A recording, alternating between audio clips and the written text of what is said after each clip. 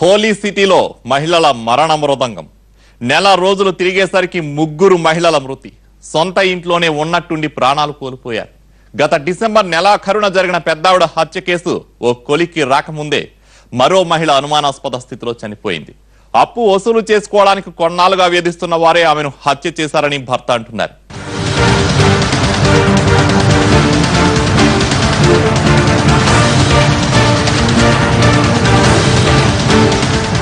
Tirupati Nandi circle NGO colony Subrahmanyam Saraswati దంపతులు ఇక్కడ చాలా కాలంగా నివాసం ఉంటున్నారు. 2 కొడుకుల చదువులు ఇతర కారణాలతో వారు అప్పులు పాలయ్యారు. దీంతో డైరీ డెవలప్మెంట్ లో పనిచేస్తున్న సుబ్రహ్మణ్యం వీఆర్ఎస్ తీసుకుని కొంతవరకు అప్పులు తీర్చారు. కొడుకుల కోసమని సమీప బంధువైన రుంపిచెర్లకు చెందిన పసుపులేటి భాస్కర్ వద్ద 2,90,000 అప్పుగా తీసుకున్నారు. భాస్కర్ అత్తామామ బాకీ వసూలు కోసమంటూ వచ్చి గత నెల 17వ తేదీ నుంచి సుబ్రహ్మణ్యం ఇంట్లోనే తిష్టవేశారు. సోమవారం ఎలాగైనా బాకీ తీరుస్తానని మాట ఇచ్చాడు సుబ్రహ్మణ్యం. ఎంత ప్రయత్నించినా అప్పు పుట్టకపోవడంతో ఆయన ఇంటికి రాలేదు. రాత్రి సెల్ ఫోన్లో భార్య సరస్వతితో మాట్లాడాడు. ఉదయం ఇంటికొచ్చేసరికి సరస్వతి బెడ్రూమ్ లో నిర్జీవంగా పడి ఉంది. సరస్వతి జుట్టు నేల మీద పడి ఉంది. ఆమె ఒంటిపై కమిలిన గాయాలున్నాయి. చేతులకు గాజులు లేవు. వీటన్నింటిని బట్టి చూస్తే బంధువులే ఈ ఘోరానికి పాల్పడి ఉంటారని సుబ్రహ్మణ్యం అనుమానం వ్యక్తం చేస్తున్నాడు.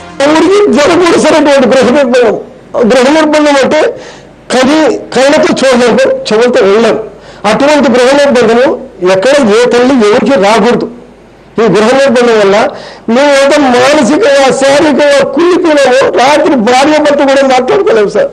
భార్య భర్త మాట్లాడుకుని నాకు పడుకోవడం ఇక్కడికి వచ్చి ఉంటుంది ఏం మాట్లాడుతూ ఉన్నారో అట్లా. లేదంటే నీ కొడుకులు పంపించు, లేదంటే నీ కొడుకులు పంపించి నేను వదిలేస్తాం, లేదా నీ నిజంతో నీ కొడుకుని చంపుతాం. ఇదే వాళ్ళు వర్ధన. సరస్వతి మృతికి సుబ్రహ్మణ్యమే కారణమని బంధువులు వాదిస్తున్నారు. తమకు అప్పుల వాళ్ల నుంచి ఒత్తిడి పెరగటంతో గత్యంతరం లేక సుబ్రహ్మణ్యం ఇంట్లో తిష్టవేశామని చెప్పుకొచ్చారు. ఆర్థిక ఇబ్బందులు తాళలేక సరస్వతి ఉరివేసుకుందని చెప్పారు. మేము కూడా ఇక్కడే ఉండిపోతాము. ఊర్లో ఉండే అప్పులు వాళ్ళ ఇళ్లలో వచ్చి మాట్లాడుతున్నారు. మేము ఆ ఉండేదాని వల్ల మాకు సమస్య. అందరం కలిసి ఇక్కడే ఉన్నాము. ఇక్కడే ఉండి ఏదో నువ్వు ఇచ్చిన డబ్బు తీసుకొని మా ఊరి పోయి వాళ్ళకి ఇచ్చేదానికి అవుతుంది. మేము కూడా కూలీనాలు ఏం చేయలేమని చెప్పి ముసలి ఇంటికాడ ఉండిపోయినారు. నువ్వేమో చిన్న బుద్ధులు పడి పెట్టుకుని అమ్మాయి ఎట్ట కొట్ట అవుతుంది పోతుంది ఎన్ని మామూలు వెళ్ళే సాధ్యం వెళ్ళని అన్ని నేను ఇలా బుద్ధి మాటలు చెప్తాను సార్. నేనేం అయినా వాళ్ళ కొట్టినారు అది అన్నిటి చెప్తున్నాను సార్. నేను కొడుకు మా అక్క కూతురు సార్, నా బిడ్డ సార్. నేను చచ్చిపోతా సార్. నేను కొడుకు తమ్ముతో ఇచ్చేసినా స్వామి, వాళ్ళకి ఇచ్చేసి కాపాడినాం స్వామి. నేను ఎందుకు వాళ్ళు కొడుతా తెలుతా సంపుతా చెప్పు. 12 గంటలు మేలుకున్నాను స్వామి. కట్టుకుని కిటికీకి అట్టే 5 మందిలో పడిపోయింది. మేము మాత్రం మంది ఇప్పుడే చేసి వెళ్ళమని నడుస్తుంది.